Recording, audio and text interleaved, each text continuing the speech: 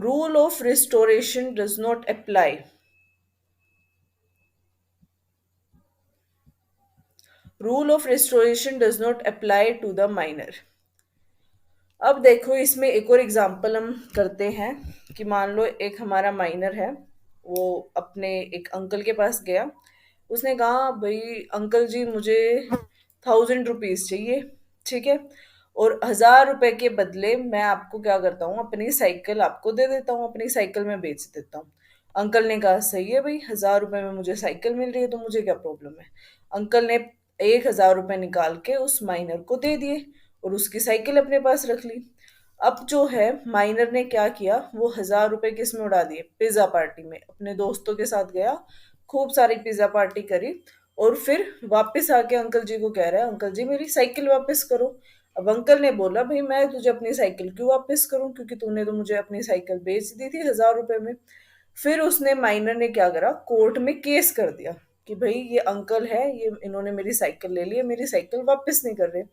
अब अंकल जी ने जज साहब को बोला कि भाई मैंने इससे साइकिल नहीं ली है, इसने मुझे साइकिल बेची है, वो भी पूरे 1000 रुपए में। तो अब इसने मैंने इसको 1000 रुपए दे दिए, तो अब ये साइकिल तो मैं ही रखूंगा, या फिर मुझे मेरे 1000 रुपए वापस दिलाओ। तो कोर्ट ने कहा कि भाई आपने किसके साथ एग्रीमेंट करा है, माइनर के साथ। और माइनर को आपने माइनर के साथ जितने भी एग्रीमेंट होते हैं वो हमारे क्या होते हैं, वॉइड एब इनिशियो, वो स्टार्टिंग से ही क्या होते हैं, हमारे वॉइड होते हैं। तो अंकल जी ना तो आपको 1000 रुपीज मिलेंगे और ना ही आपको साइकिल मिलेगी। अंकल ने कहा साइकिल तो मैं वापस कर दूंगा, लेकिन मुझे मेरा अमाउंट तो रिफंड कराओ, मेरे 1000 रुपए तो मुझे वापस दिलाओ।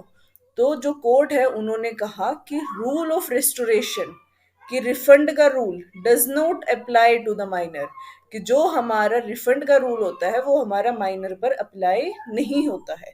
कि भाई अब माइनर है वो पर्सन, उसको आप आपकी गलती है कि आपने माइनर के साथ कॉन्ट्रैक्ट करा, तो अब आपको ना तो आपके 1000 रुपए का रिफंड मिलेगा और ना ही आपको आपकी साइकिल मिलेगी। तो अब भाई अंकल जी ने सोचा कि मेरा तो भारी नुकसान हो गया ये। तो rule of restoration does not apply to the minor. Minor के साथ कोई भी अगर आपने एग्रीमेंट करा है, कोई आपने उसको अमाउंट पे करी है, तो माइनर को कोई ज़रूरत नहीं होती कि वो उसके लिए रिफंड करे। If minor has got some benefit under an agreement then he is not required to refund the same. कि उसको अगर एग्रीमेंट के ड्यूरिंग एग्रीमेंट उसको अगर कोई बेनिफिट मिला है, तो उसे उस बेनिफिट के लिए पे करने की ज़रूरत नहीं पड़ती, उसको उस बेनिफिट के लिए रिफंड करने की ज़रूरत नहीं होती, because the rule of restoration does not apply to the minor. Next है हमारा, a minor is always given the benefit of being minor. अब इसका क्या मतलब है कि भाई माइनर है उसको हमेशा बेनिफिट मिलेगा माइनर होने का। इसको हम एक एग्जांपल से समझते हैं। अगर मैं पहले वाले एग्जांपल लेके चलूं, ठीक है। अब भाई अंकल जी का तो भारी नुकसान हो गया, उसने कसम खा ली भाई अब किसी माइनर से मैं कॉन्ट्रैक्ट करूंगा ही नहीं। अब फिर वो अंकल जी बैठे हुए अपनी सोसाइटी में। फिर क्या हुआ, एक और आया, एक लड़का आया उनके पास। उसने कहा कि अंकल जी मेरी साइकिल ले लो, मैं अपनी साइकिल बेचना चाहता हूँ और आप मुझे 1000 रुपए दे दो। अंकल ने कहा भाई पहले तू ये बता कि तू माइनर है या मेजर, तेरी एज कितनी है। फिर उसने कहा अंकल जी मैं मेजर हूँ, मेरी एज जो है 18 ईयर अबव है। अंकल ने कहा भाई मैं कैसे मानूं, मुझे अपना कोई प्रूफ दिखाओ, कोई डॉक्यूमेंट दिखाओ जिससे मैं ये मानूं कि तुम मेजर हो। अब उसने क्या करा, जो माइनर था उसने अपनी एक आईडी प्रूफ निकाली, ठीक है, और उसकी फोटोकॉपी किसको दे दी, अंकल जी को। अब अंकल जी बोले ले भाई तो अपनी साइकिल दे जाओ और ये ले 1000 रुपए। अब मैं देखता हूँ अब कोर्ट में मुझे कौन क्या बोलता है। अब तो मैंने फोटो कॉपी करवा के पक्का प्रूफ रख लिया अपने पास। अब उसके बाद फिर से वो माइनर कहाँ पहुंच जाता है, कोर्ट में पहुंच जाता है कि भाई मैं तो माइनर हूँ, क्योंकि अब उसे पता चल गया उस पर्सन को कि भाई माइनर के तो क्या क्या बेनिफिट है। तो उसने कहा कि जज साहब मैं तो माइनर हूँ और मैंने इनसे 1000 रुपए लिए थे और इन्होंने मेरी साइकिल ले ली, तो मुझे मेरी साइकिल वापस चाहिए। अब अंकल जी ने कहा नहीं नहीं जज साहब, जो पिछली बार मैंने गलती करी थी अब वो गलती मैं दोबारा नहीं करूंगा। ये देखो प्रूफ मैंने क्या करा हुआ है कि इस पर्सन की जो माइनर है इसकी पहले से ही आईडी प्रूफ की फोटोकॉपी अपने पास रखी हुई है और इस डॉक्यूमेंट के हिसाब से ये अबव 18 ईयर्स है। फिर जो माइनर था उसने कहा ये तो फेक डॉक्यूमेंट है, ये तो जो डॉक्यूमेंट है ये फेक है, मैं तो माइनर हूँ अभी भी, मेरी जो एज है वो 18 ईयर से अबव नहीं है। तो अब जो है उसने माइनर ने क्या करा कि अपने एज को गलत तरीके से, ठीक है, गलत रिप्रेजेंट करा। वो था माइनर लेकिन उसने अपने आप को क्या रिप्रेजेंट करा कि वो मेजर है। But still the court take decision in the benefit of a minor कि भाई चाहे उसने अपनी आइडेंटिटी गलत दिखाई है, चाहे उसने अपनी एज जो है आपसे छुपाई है, चाहे उसने फेक डॉक्यूमेंट दिया है, फिर भी आपको ही इसका नुकसान भुगतना पड़ेगा अंकल जी। आपको इसकी साइकिल भी वापस करनी पड़ेगी और आपको ये 1000 रुपीज भी वापस नहीं मिलेंगे। Because even if a minor falsely represent himself as a major and take a loan or enter into a contract, अगर कोई भी माइनर अपने आप को फॉल्सली गलत तरीके से या फिर झूठ मूठ में रिप्रेजेंट कर रहा है कि भाई वो मेजर है, और कोई भी वो लोन ले लेता है या वो किसी भी कॉन्ट्रैक्ट में एंटर होता है, ही कैन प्लीड माइनॉरिटी, उसको वो सारे बेनिफिट मिलेंगे जो एक माइनर पर्सन को मिलते हैं। नेक्स्ट आता है हमारा पर्सन ऑफ साउंड माइंड, कि हमारा जो इंडियन कॉन्ट्रैक्ट एक्ट है उसमें जो कैपेसिटी ऑफ कॉन्ट्रैक्ट है कि भाई कौन कौन से जो हमारे पर्सन है, कौन पार्टी में क्या क्या कैपेसिटी होनी चाहिए। तो एक तो हमने पढ़ लिया कि person should be of major age, ठीक है। नेक्स्ट है हमारा person of sound mind. Because sound mind क्यों का है, ताकि उसे पता हो कि मेरे इंटरेस्ट कि मेरा किस में फायदा है किस में नुकसान है। इसीलिए बोला जाता है कि जो पर्सन ऑफ साउंड माइंड, कि उसको सोचने समझने की शक्ति है, तभी वो कॉन्ट्रैक्ट में एंटर कर सकता है। जो हमारे मेंटल असाइलम में लोग होते हैं या फिर जिसकी मेमोरी बार बार चली जाती है, जैसे गजनी हो गया हमारा, ठीक है, तो भाई जब वो अनसाउंड होता है तब हम वो किसी भी कॉन्ट्रैक्ट में अगर वो एंटर करता है तो वो कॉन्ट्रैक्ट हमारा कैसा माना जाएगा, वॉइड एग्रीमेंट माना जाएगा, वो हमारा वैलिड कॉन्ट्रैक्ट नहीं माना जाएगा। So, according to Section 12 of Indian Contract Act 1872, for the purpose of entering into a contract, a person is said to be of sound mind if he is capable of understanding the contract and being able to access its effect upon his interest. Sound mind का मतलब क्या है कि वो जो भी contract के अंदर लिखा हुआ है उसको सोच सकता है, समझ सकता है और उसमें अपना फायदा नुकसान देख सकता है, उसी पर्सन को बोला जाता है इज ऑफ साउंड माइंड।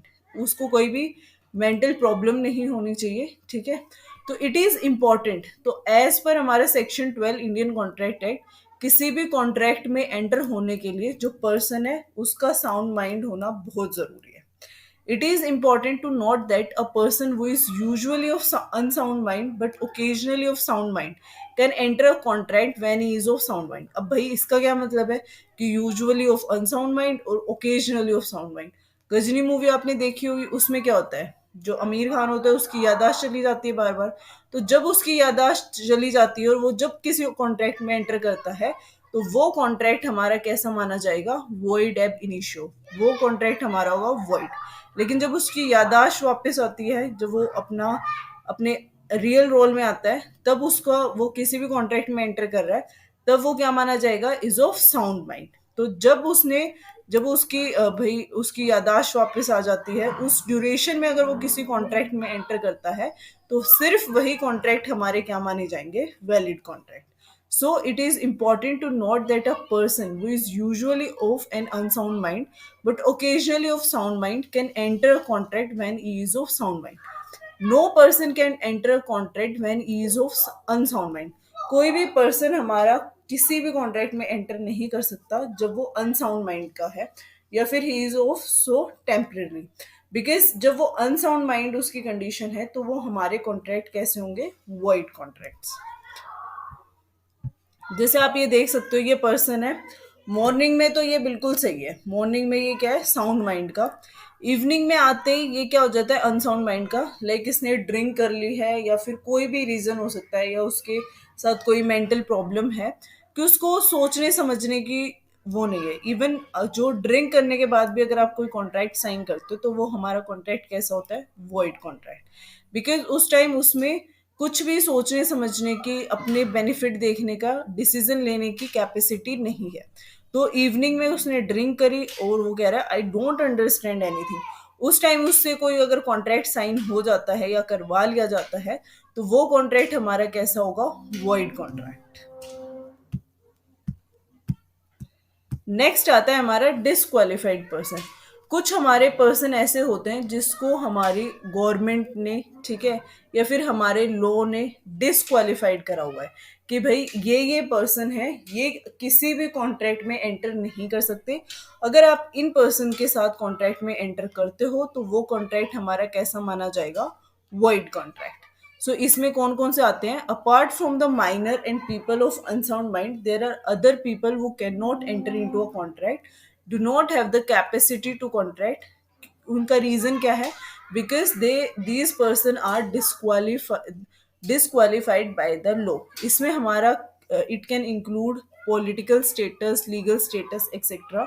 इसमें कौन कौन से हमारे पर्सन आते हैं, फॉरेन सवर्जियन आते हैं, हमारे एम्बेसडर्स आ गए, एलियन एनिमी आ गए। एलियन एनिमी कैसे आ गए, जैसे अभी करंटली यू कैन सी कि रशिया और यूक्रेन में क्या चल रहा है, वॉर चल रहा है। तो अगर यूक्रेन का कोई पर्सन रशिया के किसी सिटीजन के साथ कॉन्ट्रैक्ट करता है तो ड्यूरिंग द वॉर अगर कोई कॉन्ट्रैक्ट होता है तो वो कॉन्ट्रैक्ट कैसा माना जाएगा, हमारा वॉइड कॉन्ट्रैक्ट। कोई भी कन्विक्ट हमारा insolvent, this all person are disqualified by the law, और इनके साथ अगर कोई कॉन्ट्रैक्ट होता है तो वो कॉन्ट्रैक्ट हमारा void contract माना जाएगा। So guys, this is all about the capacity of contract. I hope you all like the videos. Please like and share the videos. Thank you so much.